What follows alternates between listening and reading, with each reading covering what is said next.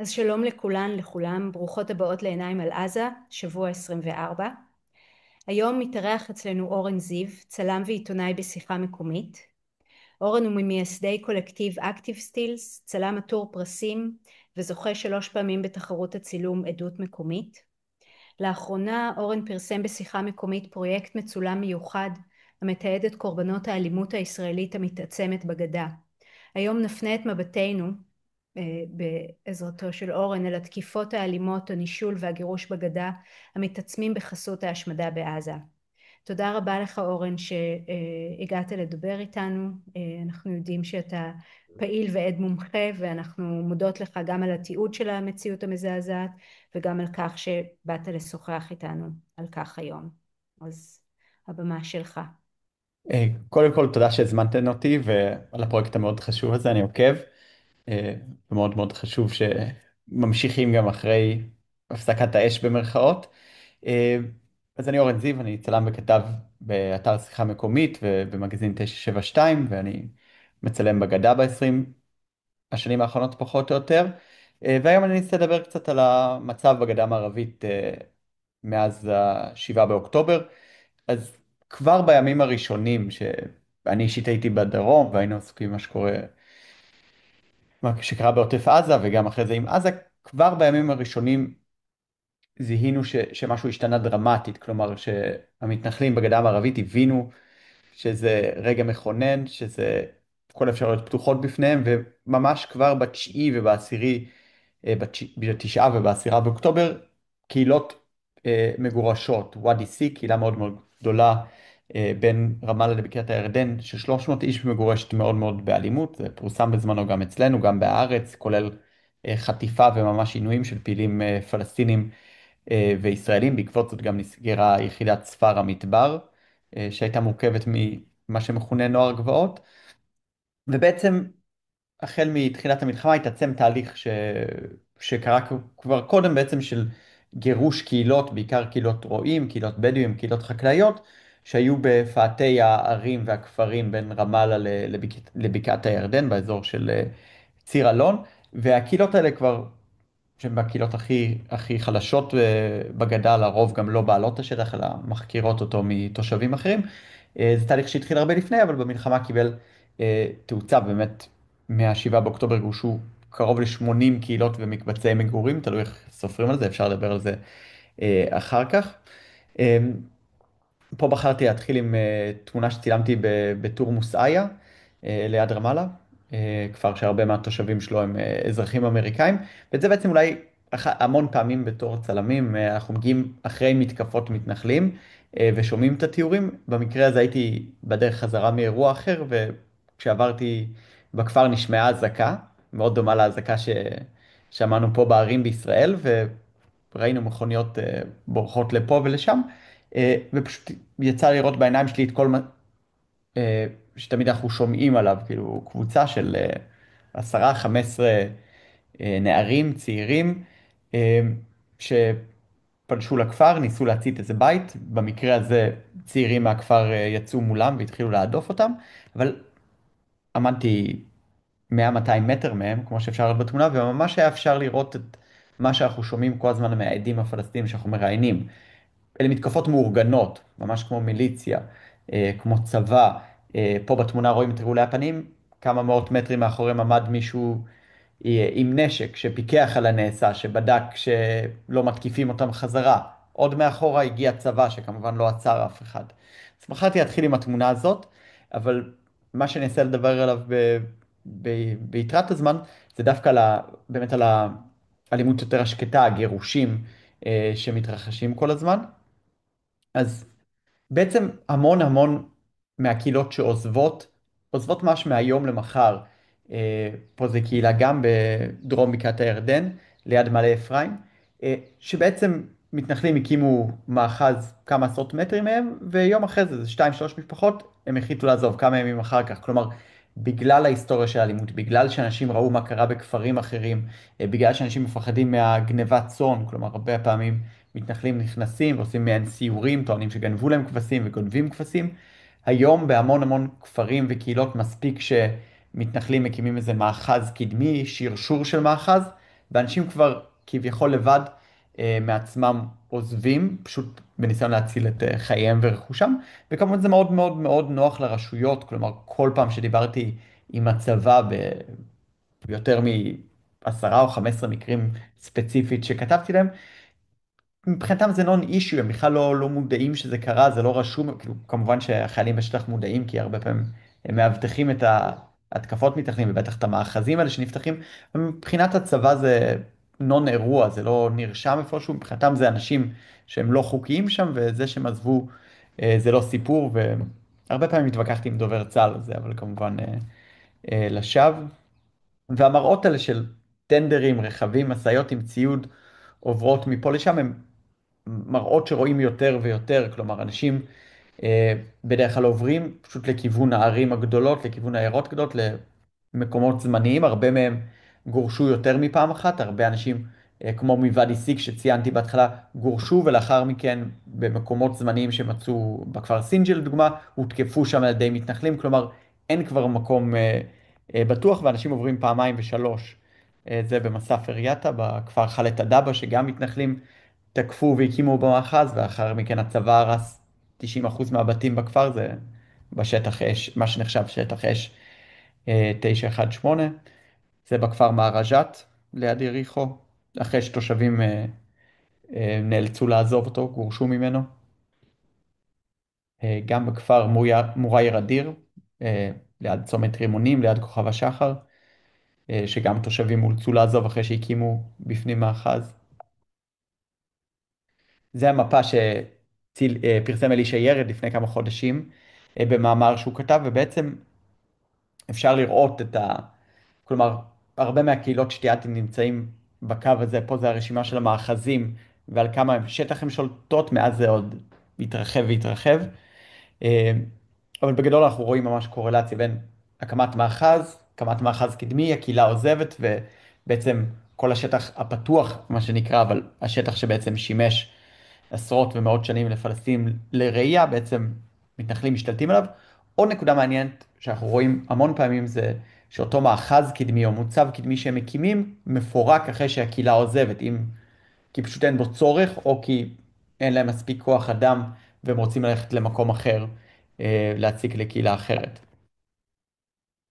במקביל, חשוב לציין, אני פחות אכנס לזה בשיחה היום, אבל במקביל, בעוד המתנחלים בעצם פועלים בשטח C, שנמצא בשליטה ישראלית מלאה, וגם בשטחי B קצת לאחרונה, בשטחי A, כמו שקורה בימים אלה, הצבא פועל במחנות פליטים, ובעצם לא משאיר שום מקום בטוח בגדה המערבית, זה במחנה טול כרם, אחרי אחד המבצעים הצבאיים, כשעוד היו בו אנשים, עכשיו הוא התרוקן לגמרי. גם במחנה טול כרם שהצבא הרס בו את כל הדרכים בשנה שעברה, ואז לפני 10 חודשים פינה אותו לגמרי מתושביו. אמ, ואולי לסיום, לפני שנעבור לשאלות, אז אני באמת אראה את הפרויקט שעשיתי ושפרסמנו בשיחה מקומית במגזין 972, שבעצם ניסיתי לחזור לכמה מקרים מהחודשים האחרונים של מה שמכונה אלימות מתנחלים, ואולי הדבר הכי חשוב בפרויקט הזה, מעבר לצילומים והסיפורים האישיים, הוא גם לדבר על המונח הזה, שגם עולה לתקשורת מדי פעם. עכשיו ראינו אחרי אירועים במסיק, אבל בעצם לאתגר את המושג הזה שנקרא אלימות מתנחלים, ולהגיד לא, זה אלימות ישראלית, זה אלימות שמגובה על ידי הצבא, על ידי המשטרה, על ידי כל על ידי לא רק אותו קומץ או נוער גבעות או צעירים אלימים, על ידי הרבה מהאנשים, מהמתנחלים שחיים בגדה המערבית. אה, התמונות הראשונות זה מהמסיק בבטא, שנפצע גם עודד ידעיה. אה, וגם חקלאים ופרמדיקים מהכפר בטא. אה, התמונה הראשונה הייתה של הצלמת רנין סוואפטה מרויטרס, שנפצעה מאוד קשה ותצטרך בערך חצי שנה עד שנה של שיקום למרפק שלה עד שהיא תוכל לחזור לעבוד. למרות הפרופיל הגבוה גם שלה וגם של עודד, שבאמת ראיינו אותו בתקשורת הישראלית וכו', ככל הידוע לא היו שם עצורים בכלל באירוע הזה. אני אראה עוד כמה תמונות, גם יונתן פולק נפצע באירוע הזה. התמונה היא מאירוע קודם שהוא נפצע בו, גם במהלך מסיק. האישה שנפצעה בתורמוס עיא, זה בעצם המקרה היחיד שבגלל שהוא תועד ובגלל כל הרעש אז בעצם נעצר מתנחל שחשוד במעשה ואפילו הוגש כתב אישום. גם פה חשוב להגיד, זה היה בתחילת המסיק, ביום הראשון של המסיק בתורמוס עיא.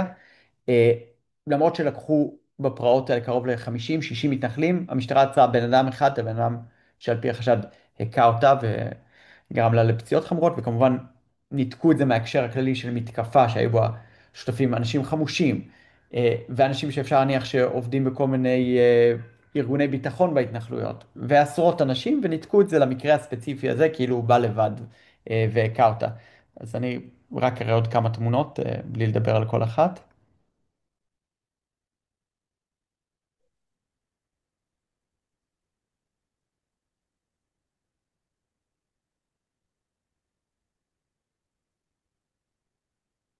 לא בכל התמונות יש פציעות פיזיות, לפעמים הגעתי אחרי שאנשים כבר שוחררו מבית חולים, או אחרי כמה שבועות או חודשים.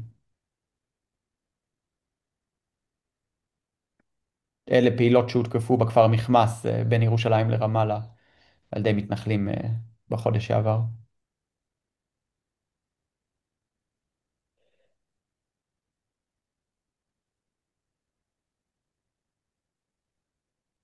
צלם עיסאם רימאוי מרמאללה שגם הותקף על ידי מתנחלים לפני כמה חודשים במהלך קציר. אה, אפשר מבחינתי לעבור לשאלות אם אתם רוצים. תודה, תודה אורן, זה תמונות ממש חזקות וקשות. יש כבר די הרבה שאלות, אז באמת אולי נתחיל את הדיון.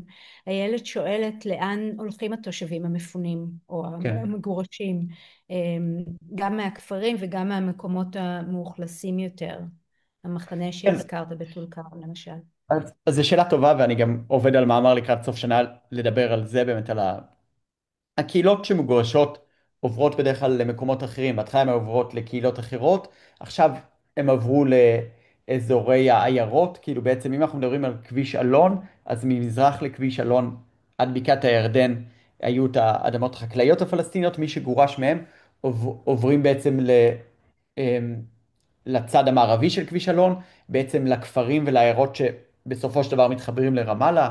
הרבה עברו לאזור טייבה, רמון, סינג'יל, לאורך כביש 60, אבל א', אין מספיק מקום. גם שם הם צריכים לזכור או להגיע להסכמים, להקים איזה משהו זמני, לפעמים יש להם בעיות עם בעלי האדמה הפלסטינים. ועוד יותר חשוב, הרבה פעמים יש להם בעיות אם הם עוברים לשטחי C, אז יש להם בעיות עם המינהל האזרחי, עם המתנחלים, עם הצבא. כלומר, הייתי אצל משפחות שעזבו כבר פעם, פעמיים. המתנחלים הגיעו גם לשם, כי גם קצב הגירוש והנישול מתרחב. כלומר, כשאין באמת מקום בטוח, חלק עוברים ממש לכל מיני מקומות ליד ביטוניה, כל מיני, ליד מזבלות, ליד כל מיני אתרי בנייה. הם מקימים שם איזה מחסה זמני, אבל כמובן שהרבה מהם נאלצים למכור את הכבשים, את העיזים, כי זה לא משתלם כלכלית ואין להם איפה לראות יותר. זה בעצם קורה התהליך שזה בעצם סוג של תוכנית ההכרעה של סמוטריץ', שיהיו כמה מתחמים, כמה קנטונים שבהם פלסטינים יהיו מרוכזים, וזה בעצם הדרך שזה קורה בשטח. וואו. אז יש פה שאלה אולי שקשורה קצת באמת לאופי של התקיפות, ואחר כך נחזור לשאלה של עידו.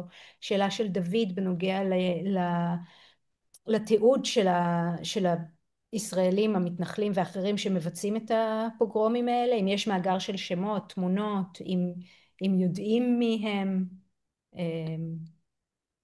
וככל שאני יודע, לא. כלומר, כאילו כשזה תקיפות רציניות, ראיתם אנשים רעולי פנים, ואתה יכול להגיד הרבה פעמים הם באו מכיוון המאחז X או המאחז Y, אבל בגלל שהרשויות לא עושות את העבודה הכי בסיסית של חיפושים, זה מאוד נדיר. אחרי האישה מתורמוס עיא שהותקפה, הגיע צוות מז"פ לשם, 36, 30 שעות אחרי התקיפה. כאילו אי אפשר לדמיין דבר כזה באירוע בתל אביב או בירושלים. כלומר, בגלל שהאיסוף ראיות כל כך דל, כל החקירה גם שהיא קורית, לפעילים ותושבים מכירים פה את השם של הרב שץ ופה את הבעל חווה, זה דבר שידוע, אבל הרבה פעמים בתקיפות משתתפים פשוט רעולי פנים, ובגלל שהמשטרה לא עושה את העבודה שלהם, אין דרך להוכיח, וכמובן שהפלסטינים והפעילים ששם לא יכולים לדעת.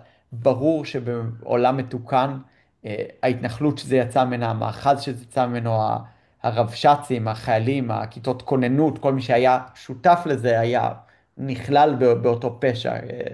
בצוותא, אבל זה לא המצב. אנחנו גם רואים את זה במקרים הנדירים שמישהו נעצר או מועמד לדין, זה באמת התמקדות בבן אדם אחד שעשה פעולה ספציפית, למרות שכאמור, כמו בתורמוס עיא, הפשיטה האלימה על מקום לא מתבצעת על ידי מתנחל אחד, אלא באמת בקבוצות מאוד מאוד גדולות ואלימות. הרבה מהאנשים גם, לעיתים קטינים גם. וואו. אנחנו נמשיך לשאלה הבאה, אבל אולי אתה מוכן לסגור את שיתוף המסך שנוכל לראות אותך כן, כן, כן, בצורה בוודאי, טובה? בוודאי, בוודאי. אמ, למרות שהשאלה הבאה נוגעת בדיוק כן, למדיום הוויזואלי ולתפקיד שלך כצלם כן. עיתונות. עידו שואל, האם אתה מרגיש שזה מדיום אפקטיבי שמשפיע על השיח הציבורי? אם אתה חושב שהתמונות עומדות בזכות עצמן או שמוטב שיבואו עם טקסטים, ואיך אתה באופן אישי מרגיש ביחס לעבודה שלך? היא מחלחלת, היא עושה איזשהו שינוי. זו שאלה מאוד טובה, אפשר לעשות עליה שיחה שלמה של כמה שעות, אבל אני אנסה לענות ממש בקצרה. אני חושב שכן, כלומר, אני לא חושב, נדיר שתמונה אחת משנה, למרות שהיה תמונות שצילמתי והצילו אנשים ממשפט, מכל מיני האשמות שווא וכו'. אני חושב שיש איזה אפקט מצטבר לתיעוד, ודווקא בעידן שיש שטף של צילומים ומהנייד ומצלמות אבטחה ומסושיאל מדיה, אני חושב שיש אפקט לתיעוד מקצועי מתמשך, כמו בפרויקט הזה או פרויקטים אחרים. אני חושב, כשהתחלתי לצלם, הרבה פעמים אם לא הייתי מגיע לאיזה הפגנה או לאיזה מקום, אז לא היה תיעוד משם, אולי היה בה איזה כלי תקשורת, אבל הם לא היו משתפים את כל התמונות, בטח לא עם הקהילה או עם האנשים שעשו את ההפגנה. היום המצב שונה בתכלית, כלומר, מגיע לנו שטף של תיעוד, בטח בנושא של אלימות מתנחלים, כלומר אנשים מתעדים בטלפונים, במצלמות למי שיש, את הפשיטות, מגיע שטף של דימויים כאלה, ואנחנו יודעים שרוב המקרים גם שהופכים לסיפור זה כי הם תועדו, ופה דווקא אני חושב שהמקום שלנו בתור צלמים מקצועיים זה באמת לנסות לחבר את התמונה, כאילו אתה לא יכול להיות במקום נדיר, כמו התמונה שהראיתי בהתחלה, נדיר שאני בתור צלם מקצועי אהיה דווקא ברגע, בעשר דקות שיש איזו תקיפה, אבל אני יכול להשתמש בכלים שיש לי לעשות באמת פרויקטים יותר ארוכי טווח ולנסות לשרטט איזושהי מדיניות. אני חושב אה, שכמו ששאלת, מאוד מאוד חשוב הטקסט, מרמת הקפשן, כאילו פה לא היה את הקפשנים מחוסר מקום, אבל כאילו בפרויקט הזה יש ראיונות קצרים עם האנשים, חלקם ארוכים, אבל הם קוצרו, כי זה בכל זאת פרויקט צילומים.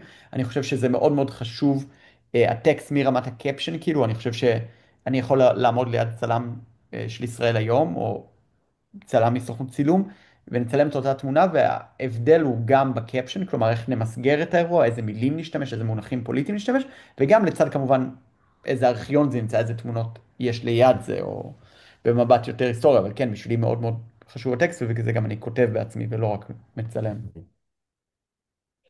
יש כאן עוד שאלה שנוגעת לעבודה שלך כצלם והנוכחות שלך שם. אתה מרגיש שיש איזשהו שינוי ב, ב, בנוכחות של המצלמה שם באירועים האלו? קובי שואל אם אתה גם כבר מוכר ומהווה מטרה לתקיפה, אבל אולי אתה יכול לספר לנו קצת על איך זה, מה המשמעות, או האם יש משמעות לנוכחות שלך שם עם מצלמה? כן, אני חושב שאת יודעת, אם בעבר היה לנו איזו אשליה שמצלמה מגינה עליך קצת, את יודעת, בחלק מהאירועים, אנחנו הולכים גם עם אפוד מגן וקסדה, ברור שאנחנו רואים שזה לא משנה, זה לא משנה, כאילו ראינו את המקרה של שירין אבו עאקלה, ראינו את מה שקורה בעזה, אה, אנחנו יודעים שזה לא משנה, להפך, לפעמים מצלמה אתה יכול להפוך למטרה, בטח באירועים שאין הרבה צלמים.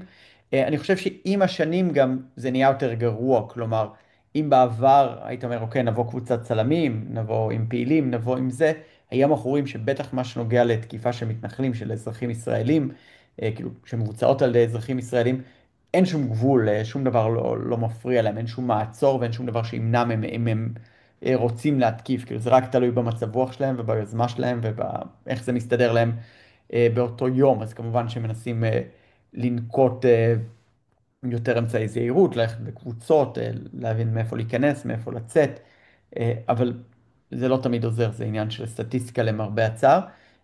אני חושב שכן, במובן הפסיכולוגי, כן יש הרגשה שהמצלמה מגינה עליך, לפחות במובן הנפשי, מהמראות הקשים ומהדברים, כלומר זה שיש לך תפקיד ואתה נמצא מאחורי המצלמה, כן מאפשר לך אה, במידה מסוימת להתרחק מהאירועים.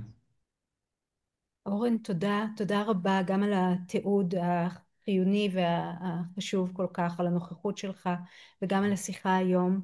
הזמן שלנו תם, ואנחנו ניפגש שוב ביום חמישי לשיחה על הנגב ועל העוולות המתמשכות שם. תשוחח איתנו הודא אבו עביד. ולפני שנסיים אנחנו רוצות להזכיר כאן את הזימון של אישה לאישה שתומכות בפרויקט שלנו בעיניים על עזה מיומו הראשון, והאיום בפינוי ממשכנם, איום שמופעל עליהם מעיריית חיפה. אנחנו מבקשות להביע כאן את התמיכה שלנו באישה ולהזכיר לכולן וכולם על האספה העממית שתתקיים הערב בשעה 7 במשרדים שלהם בארלוזורוב 118 בחיפה.